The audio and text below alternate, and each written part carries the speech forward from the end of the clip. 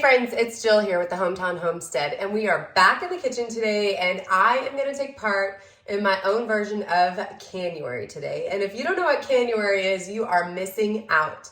It is a whole month where another channel called Sutton's Daze sets a schedule out with all of these different awesome YouTube channels to do great content for you on what you can put together in your canner. And if you watch them all and comment on the post, you have a chance to win some awesome things. One is a great big canner of their own, and I know a lot of my friends are interested in canning but don't have one.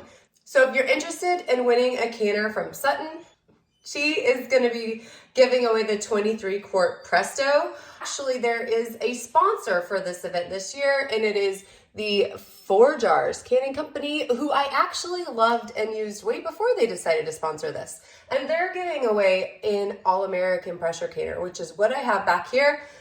So you are in luck if you are interested in canning. Go to Sutton's channel, check out the schedule, and find something that is going to be interesting to you. Watch them all, and you just might be the winner.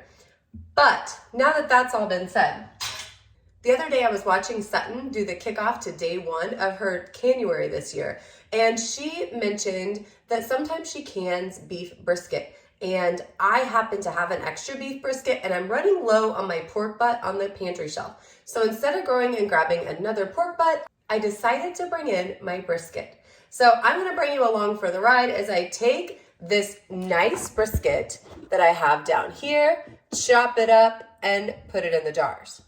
Now there's a couple things to know before we get started. First off, I'm gonna be raw packing this brisket, and that's one of 2 ways to do it. You can also cook the meat first, but I like to do it raw because 1, it's faster, and 2, then the meat makes its own juices. So at this point, I'm going to chop up this meat, put it in 1 to 2 inch cubes, get it into my jars, and then we'll put the lids on, seal them up, and put them over into the canner.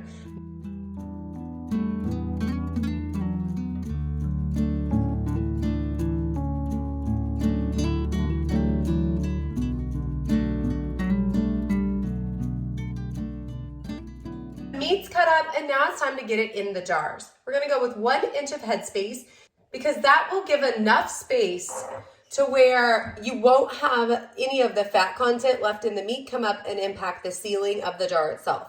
So since we're raw packing, you can go ahead and add the spices of your choice to your jar if you'd like, but I am gonna leave it out because I want the flexibility to be able to make this a Mexican dish if I'd like, or just brisket sandwiches, or a variety of other things that we might end up doing with this brisket. So I tend to leave things a little more plain and then throw them all together into the recipe of our choice when the time is right.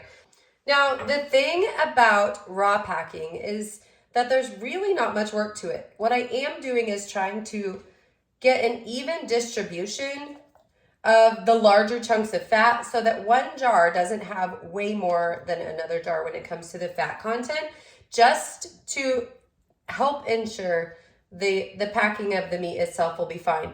You do not want to press this down in. You just want to get it in the jar itself. And in case you aren't aware, 1 inch is right at the bottom of the rings. So when you get there, you want to leave it alone. You could shake it around and probably get 1 more in, but we're going to see where we end up with the rest of the jars before we start making those changes.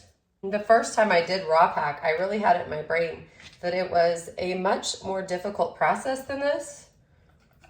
And I decided that I will never again have a house without meat on the shelf because it is so easy and quick and provides a delicious, moist meal within minutes when I can pull brisket or pork off the shelf and then go back and add in potatoes that I have canned and corn. I just have lots of options there within minutes because of the canned meat being on the shelf. My brisket was right under 5 pounds, and I'm going to end up with 5 pints here. Before I show you what I'm gonna do next to fill up my canner, since 5 jars isn't gonna do it, I am gonna go ahead and take a little bit of vinegar and wipe it around the ring of every jar just to get off any of the fat content or meat that I have on the outside. And this will help to ensure that my jars are sealing efficiently once they're in the canner. Sometimes I'll use water if I'm doing something that's not really fatty, but anytime I'm doing meat, I just feel more comfortable if I know that nothing is left behind that is going to impact the seal. The last thing you want to do is take 5 pounds of brisket, get it in the canner, and then have to eat it all within the week because you didn't get any of them to seal. So the vinegar is an awesome step to ensure success at this point. Now I'm gonna go ahead and put on my lids, and I'm kind of funny about my lids. I really like when the label on the lid itself matches the design on the jar. So I'm looking at the front of the jar, or the pretty little design, and the top of my label to tell me what exactly is in the jar itself. Obviously, this is a little bit extra ridiculousness that I just throw in for my obsessive self. So obviously that is completely unnecessary, but I did wish that I had known that that might bother me from the beginning, because I have a whole rack full of corn back there that doesn't go with the other theme of my matching jar lids. I think if that's one of the biggest problems I have with my canned food, then I'll just get over it. Now that I have the lid or the flat piece set in place, I'm just gonna put my jar on and I'm gonna twist. I'm not gonna like crank my wrists around or anything, just twist it until it's tight, and that one is good to go. Putting on the lid, twist. Particularly in the beginning when I was getting used to the proper tightness of the lid, I would put it on and give it a good twist, and then I would just back it off a little bit so it wasn't so tight in there. So it's pretty typical for a pint jar to end up with 1 pound of meat, but I didn't want to run my canner for just 5 jars. So over on the stove, I went ahead and browned up some sausage that we love putting on our pizza, as well as a pound of ground beef.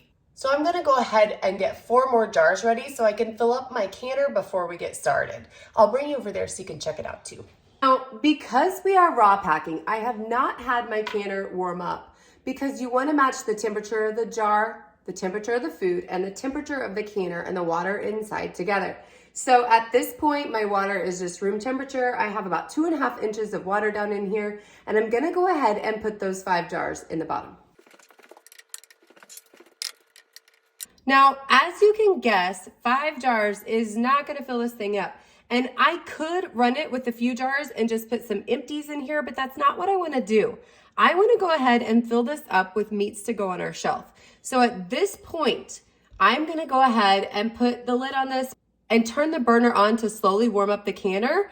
But in the meantime, I've already browned some ground beef and pork sausage that I'm gonna go ahead and put in jars to get into this canner as well. Now, what I'm putting in here is actually gonna be slightly warm, which is the reason that I'm doing it second. The pork and the ground beef were just cooked, and I had them turned off sitting on the stove with the lids on. I had my oven set to 150, and I have my jars that these items are gonna be in warming up inside. In the meantime, this canner is already slightly warming up on its own. So by the time that my warm meat is ready to go in, that water is gonna start to come up in temperature, meaning it will be just fine to put it all in together. So let me show you the process for getting the pork and the beef in the jars as well. When canning ground meats, the process can be a little bit messier because you're not dealing with those big chunks. So I have a few tools that help me along the way. One, I love a good canning funnel. The second is this headspace and bubble reducer, which I'll show you how to use a little bit more later. And the third, you're gonna need these if you're canning anyway. I love these jar lifters with the spring-loaded handle. They're really, really nice. And I use these to get my jars out of the oven when they're warm right now to bring them up to fill up the jar itself. Plus I use them to get them in the canner and out of the canner itself. So let's go ahead and get started. I usually grab out 2 to 3 jars at a time. So I'm gonna go ahead working with the ground beef and just start with 2 because I think that's all I'm gonna need. Then you're just gonna fill your jar about, again, 1 inch of headspace and set it to the side for the next one. We do have to add liquid to these because they are a hot pack process. So I have water heating up in my tea kettle back here, and it sounds like it is just about ready to go. If you don't have a tea kettle, definitely don't hesitate to just use a ladle from your kitchen and fill those jars right on up, leaving 1 inch headspace. Now, this is where this fancy little tool comes in. This is called a debubbler. I'm gonna set this to the side. And what you wanna do is just poke this down in to release any bubbles that have been trapped when packing the meat. This is really important because sometimes it can make a huge difference in the headspace of your jar.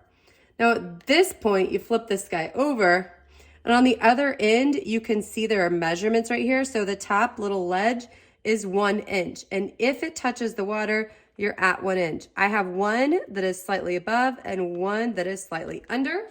So I'm gonna take a little spoon and take some out of one and toss it into the other one. So 1 inch, we're still not there here, and we're perfect on that one. So now I'm gonna grab the tea kettle and take it right up until it touches the bottom. So that's it for our ground beef. And then next we're gonna throw in the pork, which is so good. All right, same steps as we did with the ground beef. We're gonna take our vinegar, wipe it off, and then get our lids centered. Now, these two are warm, so we're gonna go ahead and get them in the canner before we start with the pork. One thing that I did forget to do just now is to mark those as ground beef. Because I'm gonna have sausage in the same exact canner and they look really similar, it's important to just make some sort of mark on the top of the lid so you can identify them when they're coming out. So definitely make sure to do that. Otherwise, you might be surprised with what comes out. When canning meats, you wanna leave as much of the fat in the pan as you can because the fat itself can go rancid if it sits on the shelf for a while. It's gonna go bad way before your meat would. When I'm warming up jars in my oven, I always throw in a few extra because you really never know what you're gonna need. There are many different ways to warm up jars. Some people will use their dishwasher. Some will put the jars in hot water to keep them hot, but I've never had any issues doing it like this. That's definitely what I'm gonna keep doing.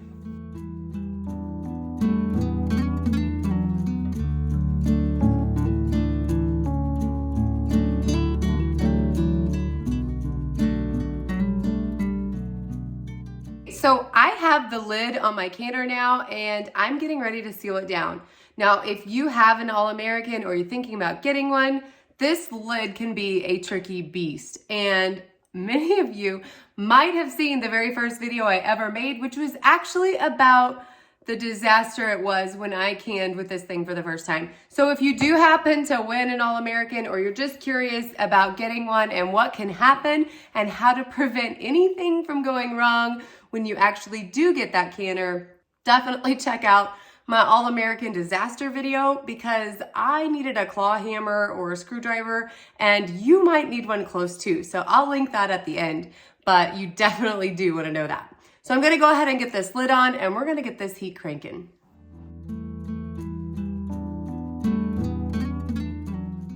That is the sound of my 10-minute timer going off after my steam has started to build. And as you can see, my steam is definitely escaping from the top of that lid. So now that the steam has vented off, I'm gonna go ahead and put my jiggler on and wait until I hear the first rocking to start the timer for the 75 minutes of processing. So let's put it on. Depending on where you live and what your altitude is, will determine if you go with 5, 10, or the 15 pounds of pressure. Because of my altitude, it's the 15 pounds of pressure, and you just put it right on.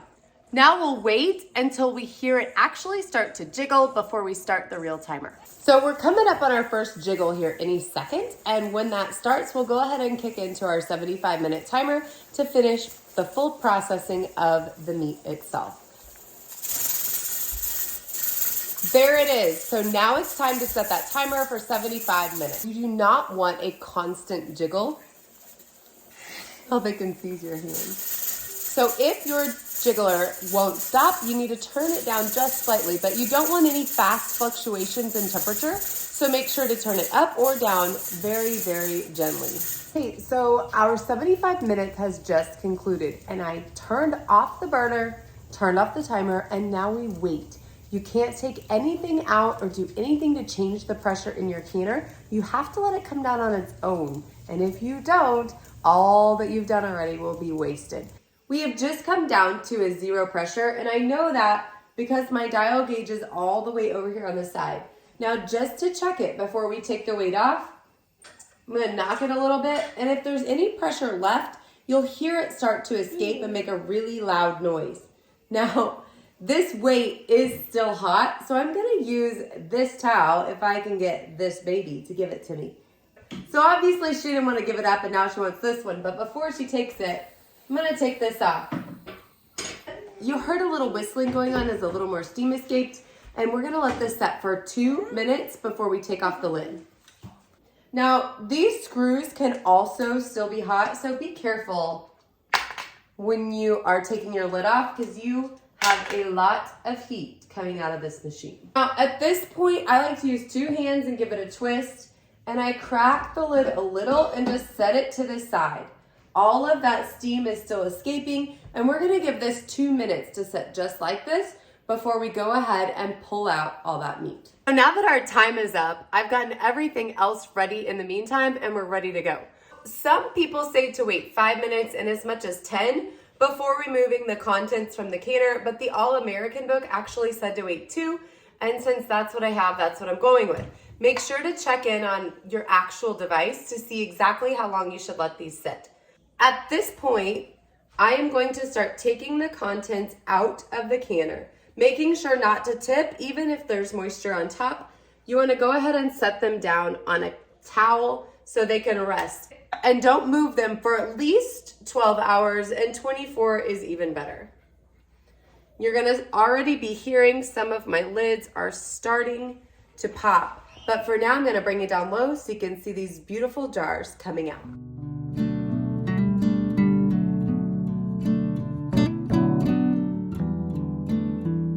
So if you notice my jars when they were coming out, they look milky and chalky. This is the first time that I forgot to add vinegar into my canner before I went to process it. And what vinegar does is it prevents all that residue from depositing on your jars, making it really hard to get them clean. So I have this jar right here. This is the pulled pork that I did back in September. If you watched that canner video where I locked the lid on, you'll know exactly what this pork is. And it still looks great. The jars are super clean. And one of the major reasons is because I remembered to put vinegar in the water before I actually, oh, love that sound. That's jar sealing. Before I went ahead and processed them. So put vinegar in your water. It'll save you a lot of time on cleaning. But these are a little milky and crusty. So tomorrow, once they're cool, I'll give them a good scrub down in the sink and hopefully we'll be okay. So after these have cooled completely, tomorrow I'll take the rings off and I'll give them a good wash in the sink, making sure not to use extra hot water because I don't want to impact the seals. Taking a look at this jar specifically, you can see how milky and crusty that is. But I also wanted to pull this up just so you can see the amount of juice that this brisket made for itself. So this is gonna make a fabulous dinner. So I hope you've learned a little bit about pressure canning, the All-American canner, the success that I've had with my 4 jars lids, and what you can do with canned meats. So I'd like to thank Sutton at Sutton's Daze again for putting on Canuary and inspiring me to get my brisket on the shelf. Have a great day, friends.